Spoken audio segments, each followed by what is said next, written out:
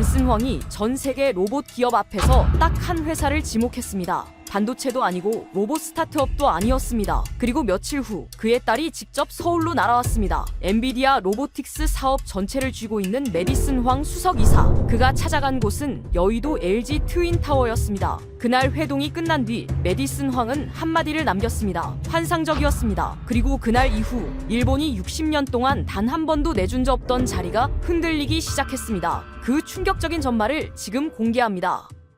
구독과 좋아요를 눌러주시면 한국의 위상이 널리 알려집니다. 한국 화이팅이라고 댓글을 남겨주세요. 제 이름은 다나카 히로시입니다. 나고야에서 태어나 나고야에서 늙어가고 있는 58세 샐러리맨입니다. 저는 지난 30년을 단 하나의 회사에서 보냈습니다. 로봇 정밀 감속기를 만드는 회사입니다. 감속기라는 말이 낯설게 들리실 수 있습니다. 쉽게 말씀드리면 로봇의 관절 안에 들어가는 핵심 부품입니다. 모터가 만들어낸 힘을 정밀하게 조절해서 로봇이 사람처럼 부드럽고 정확하게 움직이게 해주는 장치입니다. 이 부품 하나 없으면 아무리 똑똑한 AI를 집어넣어도 로봇은 그냥 고철 덩어리입니다. 저는 그 고철 덩어리를 살아 움직이게 만드는 부품을 30년 동안 팔아왔습니다. 영업직이라 공장 안을 들어갈 일은 많지 않았지만 그래도 매년 한 번씩 생산 라인을 돌아볼 때마다 뭔가 뿌듯했습니다. 이게 세계를 움직이는 부품이구나 하는 감각이 있었습니다. 저는 이 일이 자랑스러웠습니다. 진심으로 그랬습니다. 우리 회사 감속기는 전 세계 산업용 로봇의 절반 이상에 들어갑니다. 테슬라도, 보스턴 다이내믹스도, 독일 쿠카도 결국 우리 부품을 씁니다. 제가 영업팀에서 30년을 버틸 수 있었던 것도 그 자부심 하나였습니다. 거래처 미팅에 나가면 저는 늘 같은 말을 했습니다. 우리가 공급을 멈추면 전 세계 로봇 공장이 멈춥니다. 빈말이 아니었습니다. 실제로 그랬으니까요. 우리 회사가 납기를 3주 늦춘 적이 있었는데 독일 거래처 공장장이 직접 나고야까지 날아왔습니다. 그게 우리의 위치였습니다. 아니, 그게 일본의 위치였습니다. 정밀 감속기 시장에서 일본은 60년 동안 왕좌를 내준 적이 없었습니다. 하모닉 드라이브, 나브테스코, 이 두 회사가 세계 시장의 80% 이상을 쥐고 있었습니다. 우리는 그 생태계 안에서 안정적으로 살아왔습니다. 한국 회사들에 대해서는 솔직히 별 생각이 없었습니다. 삼성, LG, 현대, 물론 대단한 회사들이죠. 특히 삼성 반도체는 진심으로 존경했습니다. 반도체라는 분야에서 일본을 완전히 따돌린 것은 인정합니다. 그런데 LG는 좀 달랐습니다. LG 하면 제 머릿속에 떠오르는 건 냉장고였습니다. 에어컨이었습니다. 세탁기였습니다. 좋은 가전회사. 그 이상도 이하도 아니었습니다. 로봇 부품 시장에서 LG를 경쟁자로 생각해 본 적은 단 한 번도 없었습니다. 감속기는 수십 년의 정밀 가공 기술이 필요합니다. 납품 레퍼런스가 없으면 아무도 채택하지 않습니다. 냉장고 만들던 회사가 하루아침에 진입할 수 있는 시장이 아닙니다. 적어도 저는 그렇게 믿었습니다. 그게 2025년까지의 저였습니다.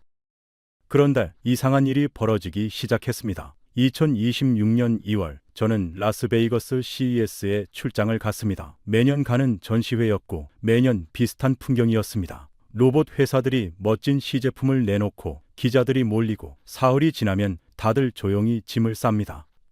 저도 거래처 두 곳을 만나고 나면 이틀은 그냥 전시장을 어슬렁거립니다. 그런데 그 해는 달랐습니다. 전시장 한쪽에 있는 LG 부스 앞에 예상치 못한 인파가 몰려 있었습니다.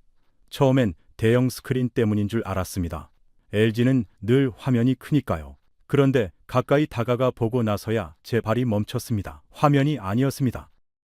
로봇 관절 부품이었습니다. 그것도 제가 평생 만들어 온 바로 그것과 같은 종류의 부품이었습니다. 이름표에는 이렇게 적혀 있었습니다. LG 액추에이터 악시움. 전시 패널에는 규격 정보가 가득했습니다. 파이 40부터 파이 120까지 올인원 모듈러 플랫폼, 모터, 드라이버, 감속기 일체형. 저는 눈을 비볐습니다. LG가 감속기를 직접 만든다고요? 가전회사가? 저는 전시 패널 앞에 한참을 서 있었습니다. 뒤에서 사람들이 밀려왔지만 다리가 잘 움직이지 않았습니다. 머릿속에서 뭔가가 계속 삐걱거리는 느낌이었습니다. 옆에 서 있던 테슬라 엔지니어 2명이 스마트폰을 꺼내 사진을 찍고 있었습니다. 한 명은 메모장을 꺼내 뭔가를 적었습니다. 저는 그 장면을 멍하니 바라봤습니다. 테슬라가 LG 부품 앞에서 메모를 하는 장면. 제 30년 경력에서 한 번도 본 적 없는 광경이었습니다. 심장이 이상하게 빠르게 뛰었습니다. 위협받는 느낌이었습니다. 그런데 동시에 또 다른 감각이 올라왔습니다. 설마 진짜로 하는 의심이었습니다. 냉장고 회사가 우리 자리를 넘본다고. 저는 스스로를 향해 중얼거렸습니다. 과대평가하지 마라, 히로시. 그날 저녁 호텔 방에 돌아와 저는 악시움을 검색하기 시작했습니다. LG가 1962년부터 모터를 자체 설계해왔다는 것. 5개국 7개 생산기지에서 연간 4,005만 대의 모터를 찍어낸다는 것. 로봇 원가의 40% 이상을 차지하는 액추에이터 시장을 정면으로 노리고 있다는 것. 그리고 LG전자 CEO가 주주총회에서 직접 선언했다는 것. 2030년 LG전자를 글로벌 토털 액추에이터 솔루션 제공업체로 만들겠습니다. 저는 그날 밤 한숨도 자지 못했습니다. 나고야에 돌아와서도 그 문장이 머릿속에서 지워지지 않았습니다. 그리고 2달 뒤 제 상사 스즈키 부장이 저를 회의실로 불렀습니다.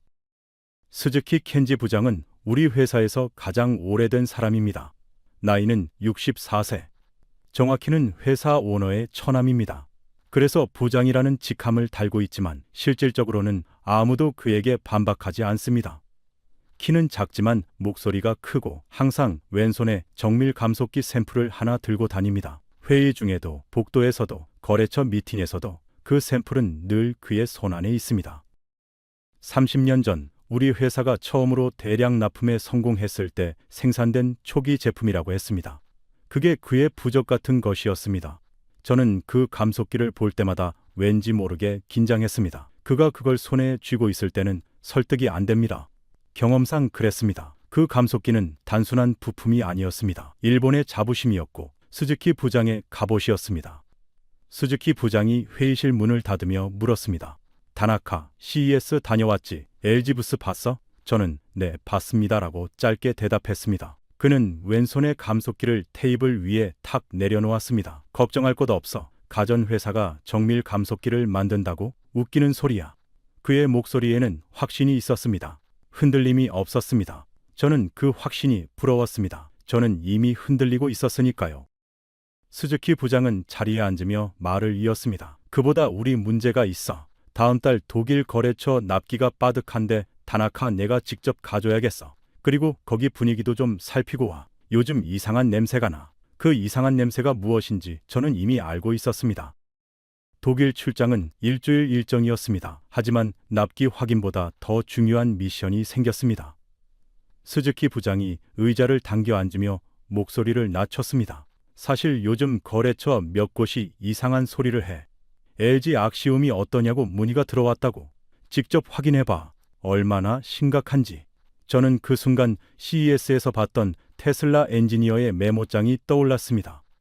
역시 우연이 아니었구나 싶었습니다. 아직 말할 단계가 아니라고 생각했습니다. 그냥 고개를 끄덕였습니다. 알겠습니다, 부장님. 다녀오겠습니다. 회의실을 나오면서 뒤를 돌아보니 스즈키 부장이 다시 감속기를 손에 들고 천장을 바라보고 있었습니다. 그 뒷모습이 평소와 달리 어딘가 작아 보였습니다. 프랑크푸르트 거래처에 도착한 것은 3월 초였습니다. 공항을 나오자마자 찬 바람이 얼굴을 때렸습니다. 거래처 담당자 클라우스 베커는 저보다 10살 어린 40대 초반의 엔지니어였습니다.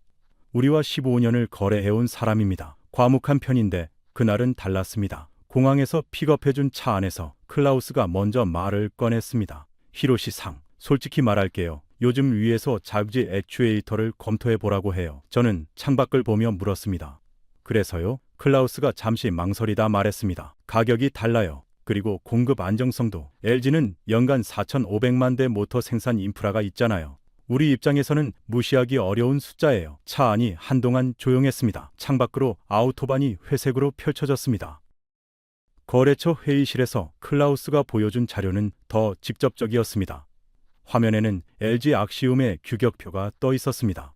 파이 40부터 파이 120까지 전 규격 올인원 모듈, 경쟁사 대비 가격 비교 그래프도 있었습니다. 저는 숫자를 보는 순간 가슴이 철렁했습니다. 가격 경쟁력만의 문제가 아니었습니다. 클라우스가 페이지를 넘겼습니다. 이게 더 문제예요. LG가 모터, 드라이버, 감속기를 한 회사 안에서 다 만든다는 거잖아요. 우리는 세 군데서 소싱하는데 LG는 한 곳에서 끝납니다. 공급망 리스크가 완전히 달라요. 저는 볼펜을 꽉 쥐었습니다. 반박하고 싶었습니다. 그런데 말이 나오지 않았습니다. 나고야로 돌아온 저는 스즈키 부장에게 보고서를 제출했습니다. 독일 거래처 분위기, 클라우스의 발언, LG의 수직 계열화 구조. 스즈키 부장은 보고서를 훑어보더니 왼손에 감속기를 들어 손바닥 위에서 한번 굴렸습니다. 그러고는 코웃음을 쳤습니다. 다나카, 독일 가서 긴장했구나. 가전회사가 만든 부품이 우리 걸 대체한다고? 정밀도를 알아, 내구성을 알아? LG가 감속기를 얼마나 만들어봤어? 레퍼런스가 있어야 거래처가 채택을 하지. 그의 말은 틀리지 않았습니다. 그래서 더 무서웠습니다. 반박할 수가 없었으니까요. 저는 고개를 끄덕이며 자리를 나왔습니다. 그런데 마음속에서는 계속 다른 목소리가 들렸습니다. 과연 그럴까? 정말 레퍼런스가 없을까?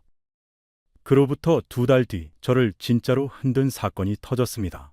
2026년 5월 뉴스 알림 하나가 울렸습니다. 엔비디아 로보틱스 수석이사 메디슨 황이 서울 여의도 LG 트윈타워를 직접 방문했다는 내용이었습니다. 젠슨 황의 딸이자 엔비디아 로보틱스 사업 전체를 총괄하는 바로 그 사람이었습니다. 저는 기사를 3번 읽었습니다. 엔비디아가 LG를 찾아간 것이었습니다. 세계 최강의 AI 칩 회사가 먼저 세탁기 회사를 찾아간 것이었습니다. 그리고 메디슨 황이 회동 후 남긴 한마디, LG전자와 피지컬 AI, 로보틱스에 대해 환상적인 논의를 했습니다. 저는 스마트폰을 내려놓고 스즈키 부장 방문을 두드렸습니다. 이번엔 제가 먼저 말을 꺼내야 했습니다. 스즈키 부장은 기사를 보더니 잠시 말이 없었습니다. 3초, 5초. 그러더니 감속기를 다시 손에 쥐며 말했습니다. 엔비디아가 LG한테 뭘 팔러 간 거겠지. 협력이라고 쓰고 영업이라고 읽어야 해. 우리가 신경 쓸 일이 아니야. 저는 그 말을 듣고 자리로 돌아왔습니다. 그런데 이번엔 납득이 되지 않았습니다. 엔비디아가 영업하러 간다면 왜 하필 LG였을까? 세상의 가전회사가 LG 하나입니까? 그날 밤 저는 자료를 다시 펼쳤습니다. LG가 60년 동안 쌓아온 것들을 처음부터 다시 들여다봤습니다. 그리고 비로소 전체 그림이 보이기 시작했습니다. 그 그림은 우리가 생각했던 것보다 훨씬 무서운 것이었습니다. 저는 그날 밤 LG의 역사를 처음부터 다시 읽었습니다. 1958년 한국 최초의 라디오를 만든 회사, 1965년 최초의 냉장고, 1968년 최초의 에어컨, 그리고 1969년 세탁기. 사람들은 이 제품들을 가전이라고 불렀습니다. 하지만 저는 그날 밤 비로소 다른 눈으로 그 목록을 읽었습니다. 라디오 안에는 정밀 부품이 있었습니다. 냉장고 안에는 컴프레서가 있었습니다. 에어컨 안에는 모터와 제어 시스템이 있었습니다. 세탁기 안에는 진동을 억제하는 기술이 있었습니다. LG는 60년 동안 가전을 만든 것이 아니었습니다. 60년 동안 정밀 제조 기술을 쌓아온 것이었습니다. 그리고 그 기술이 지금 로봇의 관절로 옮겨가고 있었습니다. 저는 새벽 2시가 넘어서야 노트북을 닫았습니다. 창밖에 나고야의 불빛이 조용하게 깔려 있었습니다. 스즈키 부장이 저를 다시 부른 것은 그로부터 사흘 뒤였습니다. 이번엔 회의실이 아니었습니다. 그의 방이었습니다. 좁은 방에 책상 하나, 서랍장 하나, 그리고 벽에 세계 로봇 시장 점유율 지도가 붙어 있었습니다. 일본이 붉은색으로 가득 칠해진 지도였습니다. 스즈키 부장은 창가에 서서 팔짱을 끼고 있었습니다. 감속기는 여전히 왼손에 있었습니다. 앉아, 그가 말했습니다. 저는 자리에 앉았습니다. 뭔가 본격적인 이야기가 시작될 것 같은 느낌이었습니다. 창밖으로 나고야 시내가 낮게 깔려 있었습니다. 형광등 불빛이 서류들을 차갑게 비추고 있었습니다. 다나카, 내가 LG를 한번 제대로 들여다봤어.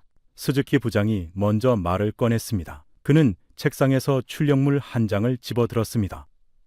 LG가 1962년부터 모터를 만들었다고 하는데 64년이야. 64년. 근데 그게 뭐 어때서? 세탁기 모터랑 로봇 감속기가 같은 물건이야. 세탁기 드럼 돌리는 거랑 휴머노이드 로봇 무릎 관절 제어하는 게 같은 수준이라고 생각해.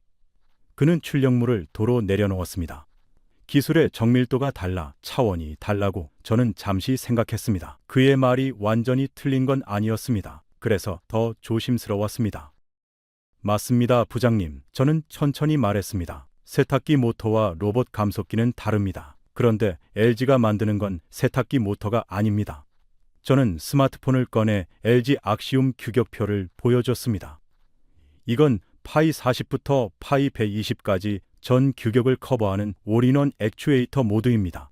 모터, 드라이버, 감속기가 하나로 통합된 구조입니다. 그리고 이걸 만드는 인프라가 무엇인지 아십니까? 저는 숫자를 또박또박 읽었습니다. 5개국 7개 생산기지, 연간 4,500만 대. 스즈키 부장의 눈썹이 미세하게 움직였습니다. 저는 계속했습니다. 우리 회사 연간 생산량이 얼마입니까? 숫자를 직접 비교해보면 어떻습니까? 스즈키 부장이 손을 들었습니다. 잠깐, 4,500만 대가 다 로봇용 액추에이터야? 아니잖아. 세탁기 모터, 에어컨 컴프레서, 냉장고용 다 합친 숫자잖아. 그걸 로봇 감속기 생산 능력이랑 직접 비교하는 건 말이 안 돼. 예리한 반박이었습니다. 저도 그 점은 인정했습니다. 맞습니다. 저는 다시 한번 먼저 인정했습니다. 4,500만 대 전부가 로봇용 부품은 아닙니다. 그런데 부장님, 그게 핵심이 아닙니다. 저는 테이블 위에 손을 짚었습니다. 핵심은 그 인프라를 이미 갖고 있다는 겁니다. 새 생산 라인을 짓는데 우리가 얼마나 걸립니까? LG는 이미 그 규모의 인프라가 있습니다. 전환 비용이 우리와 근본적으로 다릅니다. 스즈키 부장이 잠시 말이 없었습니다. 그가 감속기를 손 안에서 돌렸습니다. 딱딱 규칙적인 소리가 방 안에 울렸습니다. 그래도 정밀도는 달라. 가전 생산 라인에서 로봇 감속기 수준의 정밀도가 나오겠어.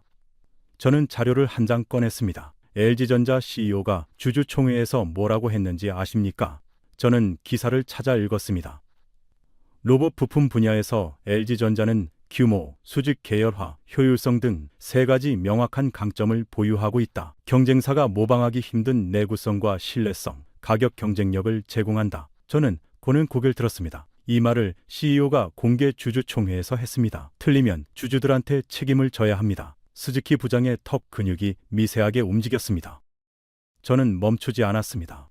부장님, 모건 스탠리 보고서입니다. 2050년까지 글로벌 로봇 시장은 5조 달러, 우리 돈으로 7,400조 원 규모가 됩니다. 글로벌 자동차 시장의 2배입니다. 스즈키 부장이 고개를 들었습니다.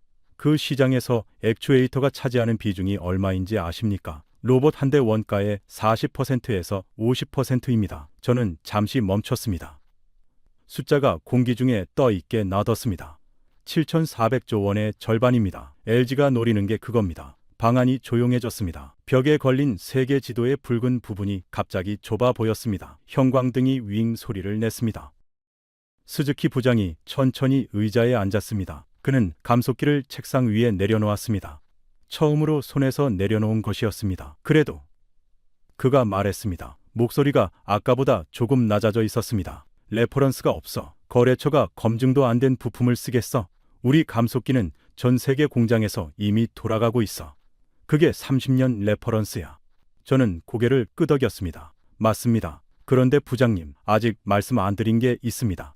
저는 스마트폰 화면을 다시 열었습니다. LG 클로이드, LG가 만든 홈로봇입니다. 올해 안에 악시움을 직접 탑재해서 출시합니다. 그게 레퍼런스가 됩니다. 그리고 그 로봇 안에 들어간 칩이 뭔지 아십니까? 저는 화면을 그에게 돌려보였습니다. 엔비디아 예슨 토르입니다. 스즈키 부장이 화면을 내려다봤습니다. 아무 말이 없었습니다. 저는 조심스럽게 덧붙였습니다. 엔비디아가 자기 칩을 탑재한 로봇의 관절 부품으로 LG 악시움을 선택했다는 뜻입니다. 그게 레퍼런스 아닙니까? 스즈키 부장이 천천히 등받이에 기댔습니다. 그의 손은 이제 책상 위에 얹혀 있었습니다. 감속기는 그 옆에 놓여 있었습니다. 둘 사이에 약간의 거리가 생겼습니다. 저는 그 거리를 말없이 바라봤습니다. 하지만 아직 끝나지 않았습니다. 더 무서운 숫자가 남아 있었습니다. 스즈키 부장이 다시 감속기를 집어들었습니다. 이번엔 양손으로 쥐었습니다. 다나카, 엔비디아가 칩을 팔려면 고객이 필요해. LG가 그냥 좋은 고객인 거야. 그게 전부야. 엔비디아 칩이 들어간다고 LG 액추에이터가 갑자기 우리 제품보다 정밀해지는 건 아니잖아. 그의 논리는 여전히 단단했습니다. 저는 잠시 호흡을 골랐습니다. 이제 꺼내야 할 카드가 있었습니다. 규모의 싸움은 1라운드였습니다. 2라운드는 다른 각도였습니다. 스즈키 부장이 아직 보지 못한 것이었습니다. 저는 노트북을 열었습니다.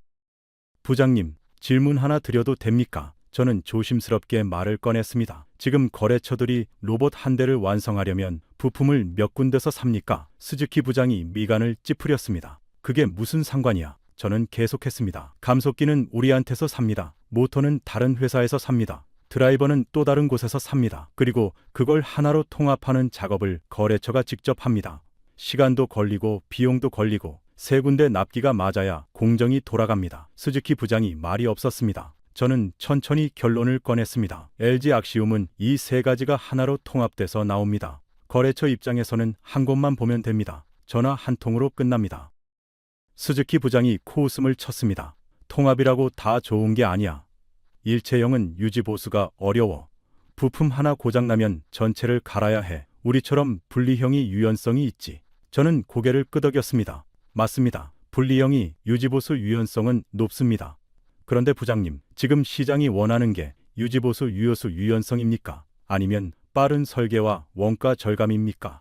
저는 자료를 꺼냈습니다. 휴머노이드 로봇 회사들이 지금 가장 크게 울는 게 뭔지 아십니까? 설계 기간입니다. 관절 하나 설계하는데 부품 3개를 따로 소싱하고 통합 테스트하고 인증받으면 몇 달이 걸립니다.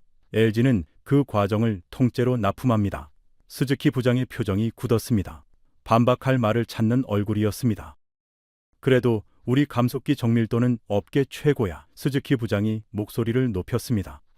LG가 감속기 내재화한다고 했지. 근데 내재화 선언이랑 실제 양산이랑은 달라. 우리가 이 수준까지 오는데 30년 걸렸어.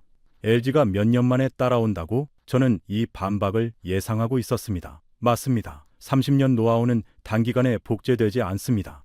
그런데 부장님, LG가 감속기만 만드는 게 아닙니다. 저는 화면을 넘겼습니다. LG그룹 전체를 보셔야 합니다. 로봇 몸체는 LG전자, 두뇌는 LGAI연구원, 눈은 LG이노텍, 배터리는 LG에너지솔루션, 훈련 시스템은 LGCNS. 저는 잠시 멈췄습니다. 부품 하나를 파는 게 아닙니다. 로봇 한 대를 그룹 안에서 완결합니다. 우리는 관절 하나를 팔고 LG는 로봇 전체를 설계합니다. 스즈키 부장의 눈이 처음으로 흔들렸습니다. 아주 짧은 순간이었지만 저는 놓치지 않았습니다. 그가 말했습니다. 그래도 우리는 전문성이 있어. 감속기 하나만 60년을 파온 회사야. LG처럼 이것저것 다 하는 회사랑은 달라. 집중이 다르고 깊이가 달라. 저는 고개를 끄덕였습니다. 맞습니다. 전문성은 우리가 깊습니다. 그런데 부장님, 거래처가 지금 원하는 게 깊은 전문성 하나입니까? 아니면 빠르고 안정적인 공급망 전체입니까? 저는 잠시 멈췄습니다. 스마트폰 시대의 카메라 회사들이 다 어떻게 됐는지 기억하십니까? 최고의 렌즈를 만든 회사들이었습니다. 근데 스마트폰이 카메라 전체를 하나의 기기 안으로 집어넣었습니다. 스즈키 부장이 입술을 다물었습니다. 저는 계속했습니다. 클라우스가 독일에서 저한테 한 말 기억하십니까? 공급망 리스크라고 했습니다. 세 군데서 소싱하면 리스크가 3개입니다. 납기가 3번 맞아야 합니다.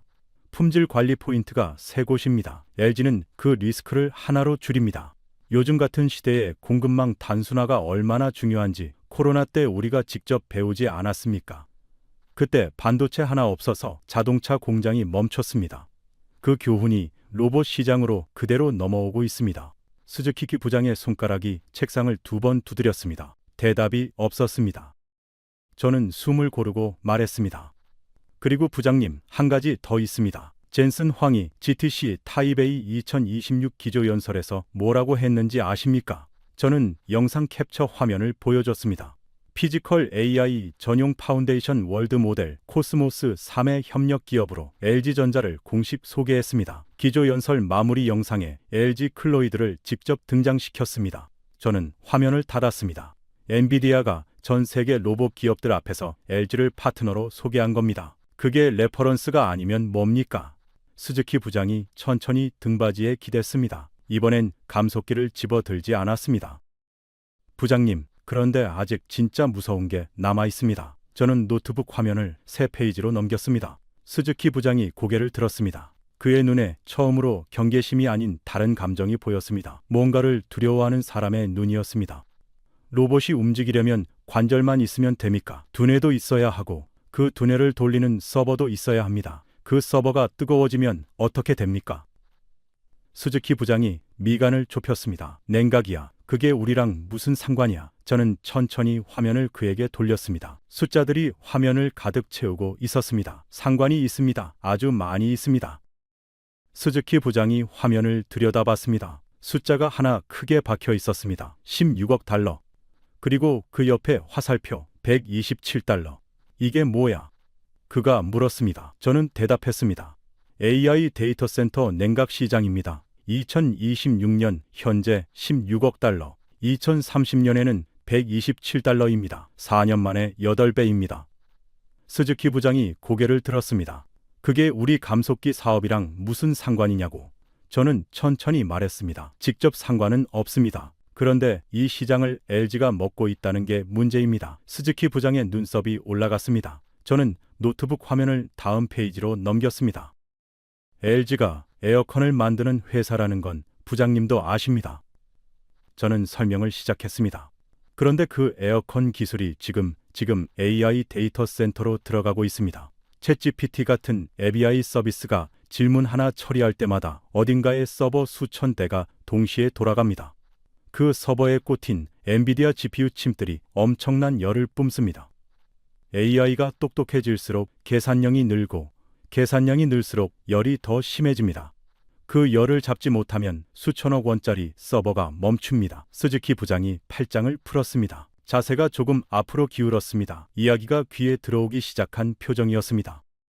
LG는 수십 년 동안 에어컨과 냉장고를 만들며 열을 다루는 기술을 쌓아왔습니다. 그 기술이 지금 데이터 센터 냉각 시스템으로 옮겨가고 있습니다. 저는 자료를 펼쳤습니다. LG전자 1분기 실적 발표에서 직접 나온 숫자입니다. 데이터 센터향 냉각 사업이 전년 대비 3배 성장했습니다. 아직 초기 단계인데 3배입니다. 그리고 칠러 사업 매출 1조 원, 2017년 목표였는데 조기 달성이 확실시된다고 했습니다. 현재 글로벌 빅테크 기업들을 대상으로 핵심 제품 인증 절차가 순조롭게 진행 중이라고 했습니다. 스즈키 부장이 손을 들었습니다. 잠깐, 칠러가 뭐야? 냉각수를 차갑게 만드는 대형 냉각 장치입니다. 저는 설명했습니다. 데이터 센터 안에 GPU 칩이 빽빽하게 꽂혀 있으면 공기로만 식히는데 한계가 있습니다. 그래서 물이나 특수 냉각액을 직접 순환시켜서 열을 빼냅니다. 그 순환 장치 전체를 LG가 공급합니다. 사람 몸에 혈관이 있어야 열이 식듯이 AI 데이터 센터에도 냉각 혈관이 필요합니다. LG가 그 혈관을 만드는 겁니다. 스즈키 부장이 코웃음을 쳤습니다. 그러니까 에어컨 장사를 데이터 센터에서 하겠다는 거잖아. 그게 로봇이랑 무슨 관계야? 냉각이랑 감속기랑 무슨 상관이냐고. 저는 잠시 기다렸습니다. 이 질문을 기다리고 있었습니다. 맞습니다. 냉각과 감속기는 직접 관계가 없습니다. 저는 차분하게 말했습니다. 그런데 부장님, 상관관계가 아니라 구조의 문제입니다. LG는 지금 로봇의 관절을 만들고 로봇의 두뇌를 만들고 그 두뇌를 돌리는 서버를 시키는 냉각 시스템까지 만들고 있습니다. 이게 무슨 뜻인지 아십니까? 저는 잠시 멈췄습니다. 피지컬 AI 산업의 처음부터 끝까지를 LG 혼자 커버한다는 뜻입니다. 관절이 있고 두뇌가 있고 그 두뇌를 시키는 냉각이 있으면 로봇은 쉬지 않고 일할 수 있습니다. 엔비디아가 LG를 단순한 부품 공급사가 아니라 파트너로 부르는 이유가 여기에 있습니다. 스즈키 부장이 처음으로 긴 침묵에 들어갔습니다. 10초, 15초. 그의 시선이 벽에 걸린 세계 지도로 향했습니다. 일본이 붉게 칠해진 그 지도였습니다. 저는 조용히 기다렸습니다. 커피잔에서 김이 사라지고 있었습니다. 스즈키 부장이 마침내 입을 열었습니다. 그래도 그가 말했습니다.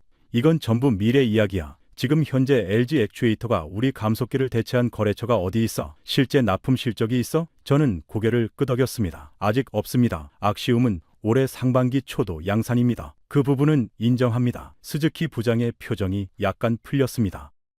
그러면 아직 시간이 있다는 거잖아. 레퍼런스 없으면 거래처가 안 써. 저는 고개를 끄덕이면서도 멈추지 않았습니다. 맞습니다. 그런데 부장님, 한 가지만 더 여쭤보겠습니다. 삼성이 반도체 시장에 처음 진입했을 때 일본 업체들이 뭐라고 했는지 아십니까? 스즈키 부장의 표정이 굳었습니다. 저는 계속했습니다. 레퍼런스 없다고 했습니다. 기술이 안 된다고 했습니다. 10년 뒤에 일본 반도체 산업이 어떻게 됐는지는 부장님이 저보다 잘 아십니다. 도시바, 후지츠, NEC, 그 회사들이 지금 어디 있습니까? 방안이 완전히 조용해졌습니다. 형광등 윙 소리만 낮게 깔렸습니다. 스즈키 부장이 천천히 고개를 숙였습니다. 그의 왼손이 테이블 위 감속기를 향해 뻗었습니다. 그런데 이번엔 집어들지 않았습니다. 손가락 끝으로 그 표면을 가볍게 만지기만 했습니다. 저는 그 손을 바라봤습니다. 30년 동안 그것을 부적처럼 들고 다니던 사람의 손이었습니다. 방 안에 아무 말이 없었습니다. 저는 조용히 말했습니다.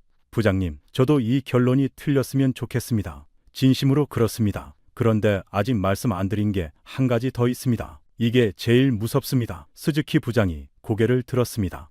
그의 눈 속에서 뭔가가 서서히 꺼져가고 있었습니다. 그날 밤 저는 사무실에 혼자 남았습니다. 스즈키 부장이 퇴근하고 나서도 저는 자리를 뜨지 못했습니다. 노트북 화면만 켜진 어두운 사무실이었습니다. 형광등을 끈 건 저였습니다. 밝으면 집중이 안 될 것 같았습니다. 저는 LG의 시작을 찾아 거슬러 올라갔습니다. 단순한 호기심이 아니었습니다. 뭔가를 확인하고 싶었습니다. 이 회사가 어떻게 여기까지 왔는지, 세탁기 회사가 어떻게 피지컬 AI의 신dom으로 들어오게 됐는지, 그 뿌리를 직접 보고 싶었습니다. 검색창에 입력했습니다. LG전자 창원공장 1962. 화면에 오래된 사진 한 장이 떴습니다. 흑백이었습니다. 공장 건물이라기보다는 창고에 가까운 건물 앞에 작업복 차림의 사람들이 줄지어 서 있었습니다. 배경은 허벌판이었습니다. 1962년 경남 창원, 한국 전쟁이 끝난 지 9년이 지났을 때였습니다. 저는 그 사진을 한참 들여다봤습니다. 사진 속 사람들의 표정이 보이지 않을 만큼 해상도가 낮았습니다. 그런데 이상하게 눈을 뗄 수가 없었습니다. 저 사람들은 그날 자신들이 만들고 있는 것이 64년 뒤에 무엇이 될지 알았을까? 저는 그 생각을 하다가 설명을 읽기 시작했습니다. 1950년 6월 한국 전쟁이 터졌습니다. 3년간의 전쟁이 끝났을 때 한반도에 남은 건 잿더미였습니다. 서울 시내 건물의 절반이 무너졌고 공장은 대부분 불탔습니다. 1인당 국민소득이 67달러였습니다. 당시 아프리카 일부 국가보다 낮은 수준이었습니다. 그 나라에서 1958년 금사라이라는 이름의 회사가 라디오를 만들기 시작했습니다. 4년 뒤인 1962년 그 회사는 경남 창원에 공장을 세우고 모터를 만들기 시작했습니다. 전기도 제대로 들어오지 않던 시절이었습니다. 설계 도면도 없었습니다. 일본에서 흘러들어온 낡은 기술 자료를 보고 손으로 직접 그려가며 시작했습니다. 1962년의 창원과 1962년의 나고야는 같은 행성에 있는 곳이 맞나 싶을 만큼 달랐습니다.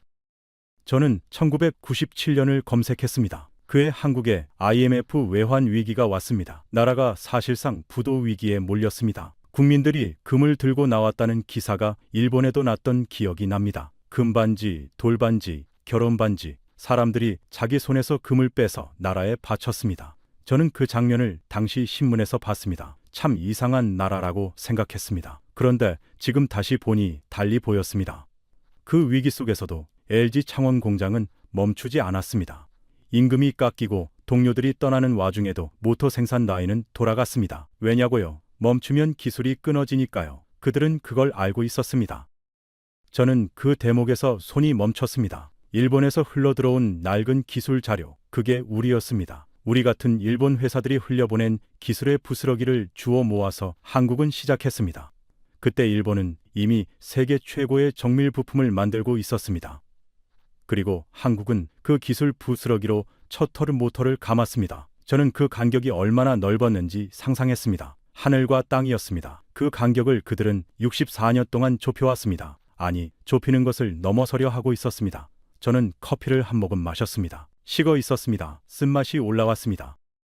계속 읽었습니다. 1965년 냉장고, 1968년 에어컨, 1969년 세탁기. 제품이 늘어날 때마다 모터 기술이 진화했습니다. 냉장고 컴프레서는 하루 24시간 365일 돌아가야 했습니다. 에어컨은 여름 내내 꺼지면 안 됐습니다. 세탁기는 젖은 빨래를 가득 넣어도 흔들림 없이 돌아가야 했습니다. 매 제품이 모터에 새로운 요구를 했습니다. 더 오래, 더 조용히, 더 정밀하게, 더 적은 전기로. 그 요구들이 64년 동안 쌓였습니다. 각 가정의 냉장고 안에서, 에어컨 실외기 안에서, 세탁기 드럼 안에서 조용히 돌아가며 기술은 깊어졌습니다. 저는 그 축적의 무게가 얼마나 될지 머릿속으로 계산해 봤습니다. 계산이 되지 않았습니다. 저는 또 다른 숫자를 찾았습니다. LG전자가 지금까지 전 세계에 공급한 가전제품 누적 대수입니다. 냉장고, 세탁기, 에어컨, 청소기를 합치면 수억 대가 넘습니다. 그 수억 대 안에 들어간 모터 하나하나가 현실 세계에서 작동하며 데이터를 만들어냈습니다. 어떤 온도에서 과열이 생기는지, 어떤 진동 패턴이 고장의 전조인지, 어떤 부하에서 효율이 꺾이는지 60년치 실전 데이터입니다. 연구실 시제품 몇 대로는 절대 쌓을 수 없는 것입니다. 로봇이 사람 곁에서 안전하게 움직이려면 바로 이 현실 데이터가 필요합니다. LG는 그걸 이미 갖고 있었습니다. 세탁기 속에서, 냉장고 안에서, 에어컨 실외기 위에서 조용히 쌓아온 것이었습니다. 그리고 저는 한 인터뷰 기사를 발견했습니다. LG전자 창원 공장의 70대 은퇴 기술자의 인터뷰였습니다. 기자가 물었습니다. 처음 모터를 만들 때 어땠냐고. 그 기술자가 대답했습니다. 설계도가 없었어요. 일본 제품을 분해해서 역으로 그렸습니다. 손이 기름투성이었죠. 그래도 이게 언젠가는 세계 최고가 된다고 믿었습니다. 믿지 않으면 버틸 수가 없었으니까요. 저는 그 문장을 3번 읽었습니다. 믿지 않으면 버틸 수가 없었으니까요. 저는 그 노인이 분해했던 일본 제품이 우리 같은 회사의 것이었을 수도 있다는 생각을 했습니다. 식은 커피잔을 두 손으로 감쌌습니다. 손끝이 차가웠습니다. 눈가가 이상하게 뜨거워졌습니다. 저는 화면을 닫지 못했습니다. 숫자들이 다시 떠올랐습니다. 5개국 7개 생산기지, 연간 4,500만 대, 1962년 잿더미 위에서 시작한 모터가 64년 만에 그 숫자가 됐습니다. 아무것도 없는 곳에서 시작해서 전 세계 가정의 냉장고와 세탁기와 에어컨 안에 들어갔습니다. 그리고 지금 그 모터가 로봇의 관절이 되려 하고 있었습니다. 피지컬, 에이컬 AI 시대의 가장 핵심적인 부품으로. 저는 그게 단순한 기업 전략이 아니라는 걸 그날 밤 처음으로 느꼈습니다. 이건 64년짜리 준비였습니다. 의도했든 아니든 결과적으로 그랬습니다. 그리고 지금 세계가 그 준비의 값어치를 알아보기 시작했습니다. 새벽 1시가 넘었습니다. 사무실 창밖으로 나고야 시내의 불빛이 낮게 깔려 있었습니다. 멀리 도요타 본사 건물의 불빛도 보였습니다. 저는 노트북을 닫으며 생각했습니다. 우리는 60년 동안 세상에서 가장 정밀한 부품닭을 만든다고 믿었습니다. 그 믿음은 틀리지 않았습니다. 그런데 한국은 60년 동안 세상에서 가장 많이 쓰이는 부품을 만들어 왔습니다. 정밀함과 규모, 우리가 정밀함을 파고드는 동안 그들은 규모를 쌓았습니다. 그리고 피지컬 AI 시대는 그 두 가지가 동시에 필요한 시대였습니다. 저는 가방을 들고 사무실을 나섰습니다. 엘리베이터 버튼을 누르면서 내일 스즈키 부장에게 뭐라고 말해야 할지 생각했습니다. 아직 꺼내지 않은 마지막 카드가 있었습니다. 제일 무거운 것이었습니다. 다음 날 아침 저는 평소보다 1시간 일찍 출근했습니다. 스즈키 부장 방문을 두드린 건 오전 8시였습니다. 그가 출근하자마자였습니다. 그는 코트도 벗지 않은 채 저를 바라봤습니다. 또 뭐야? 저는 노트북을 펼쳤습니다. 부장님, 어제 마지막에 말씀드린 거 기억하십니까? 아직 꺼내지 않은 게 있다고 했습니다. 스즈키 부장이 코트를 벗어올며 걸며 자리에 앉았습니다. 그의 표정은 피곤해 보였습니다. 어젯밤 그도 잠을 못 잔 것 같았습니다.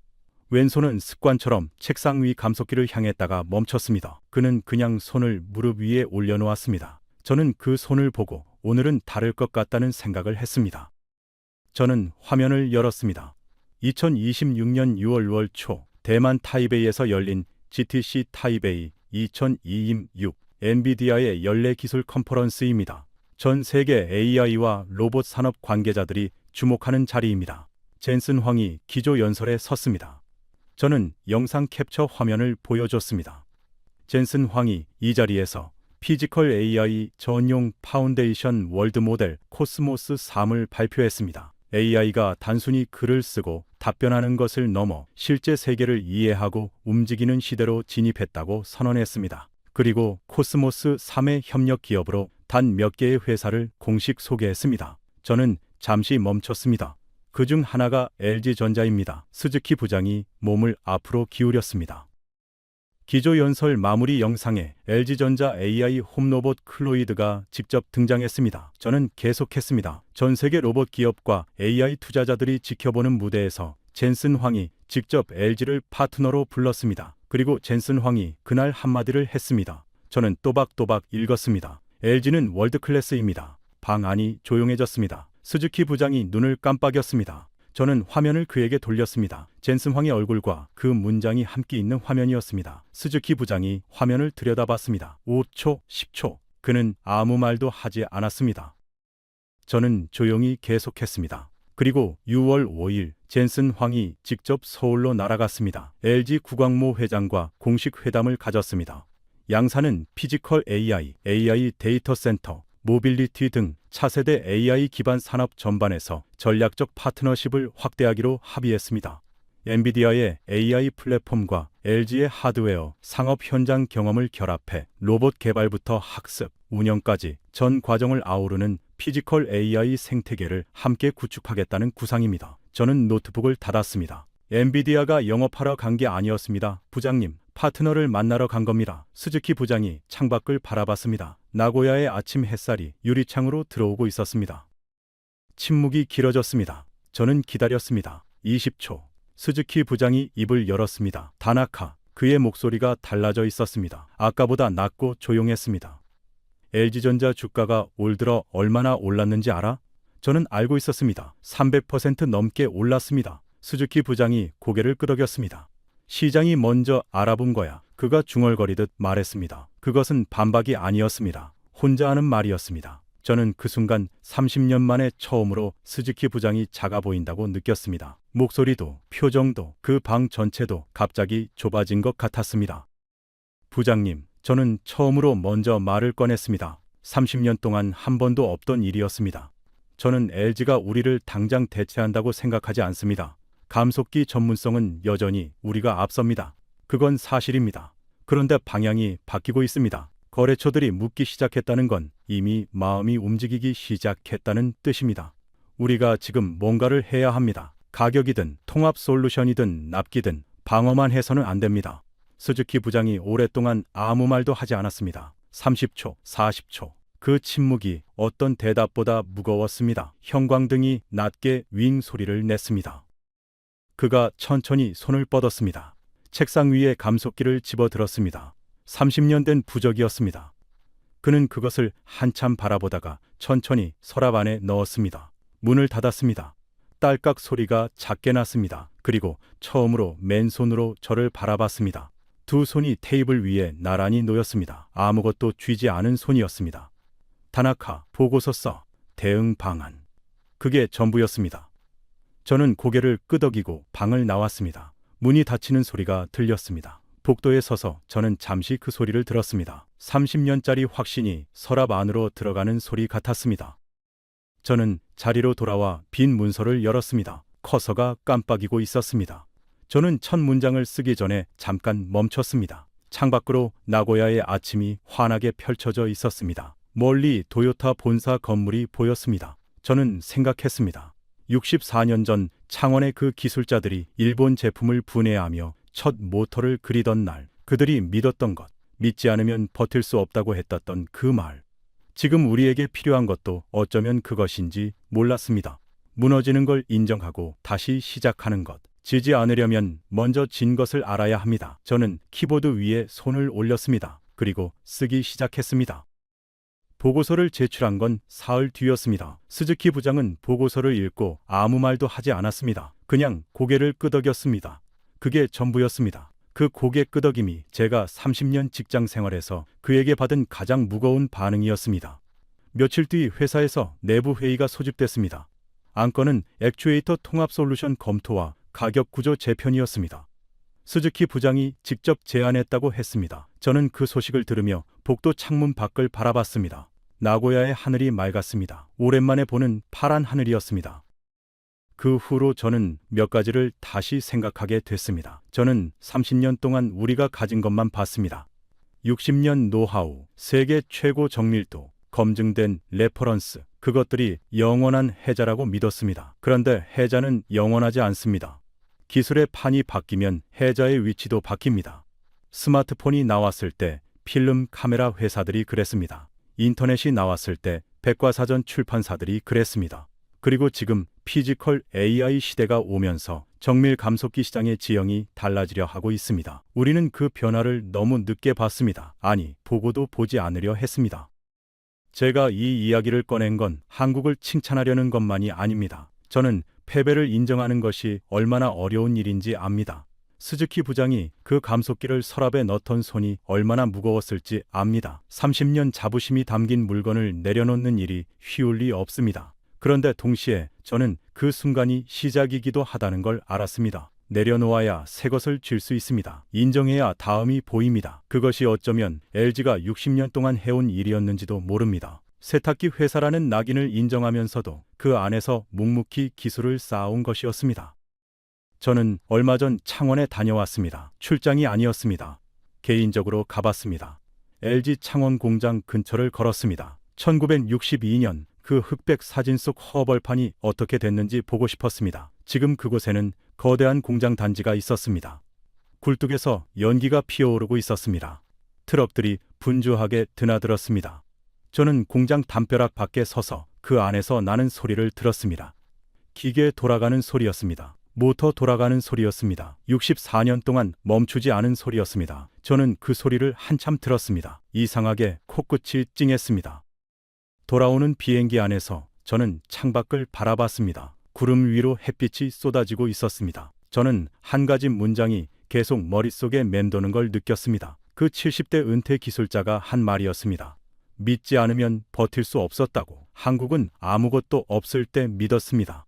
잿더미 위에서 믿었고, IMF 위기 속에서 믿었고, 일본 제품 부스러기를 분해하면서도 믿었습니다. 그리고 지금 전 세계가 그 믿음의 결과물을 보고 있습니다. 젠슨 황이 서울로 날아갔고, 메디슨 황이 여의도로 찾아왔고, 세계 시장이 LG 주가에 300%로 답했습니다. 믿음이 실력이 됐을 때 세상은 비로소 알아봅니다. 우리가 LG를 세탁기 회사라고 부르는 동안 LG는 64년 동안 로봇의 관절을 준비하고 있었습니다. 우리가 냉장고 회사라고 불렀던 그 시간 동안 LG는 AI 서버의 심장을 준비하고 있었습니다. 우리가 가전 회사라고 낮춰봤던 그 시간 동안 LG는 피지컬 AI 시대의 가장 깊은 곳에 뿌리를 내리고 있었습니다. 지금 세계가 깜짝 놀라는 건 LG가 갑자기 달라졌기 때문이 아닙니다. 세계가 비로소 LG를 제대로 보기 시작했기 때문입니다. 그리고 그 눈으로 보면 처음부터 거기 있었다는 걸 알게 됩니다. 저는 나고야로 돌아온 뒤 책상 서랍을 열었습니다. 안에는 보고서 초안들이 쌓여 있었습니다. 그 아래 오래된 메모지 한 장이 있었습니다. 30년 전 제가 처음 이 회사에 입사했을 때 선배에게 받은 것이었습니다. 이렇게 적혀 있었습니다. 멈추지 않는 것이 이기는 것이다. 저는 그 메모지를 꺼내 책상 위에 올려놓았습니다. LG가 64년 동안 한 것이 바로 그것이었습니다. 멈추지 않은 것이었습니다. 그리고 멈추지 않은 것이 결국 이겼습니다. 다음에는 우리가 멈추지 않을 차례입니다. 이 이야기를 들어주신 여러분께 감사드립니다. 잿더미에서 시작해서 64년 만에 피지컬 AI 시대의 심장부로 들어온 나라, 세계 최강의 AI 기업이 먼저 찾아온 나라, 그게 대한민국입니다. 이 이야기가 마음에 닿으셨다면 주변에 널리 공유해 주십시오. 구독과 좋아요는 이런 이야기를 더 많은 분들께 전하는 힘이 됩니다. 지금까지 감동 라이프였습니다. 감사합니다.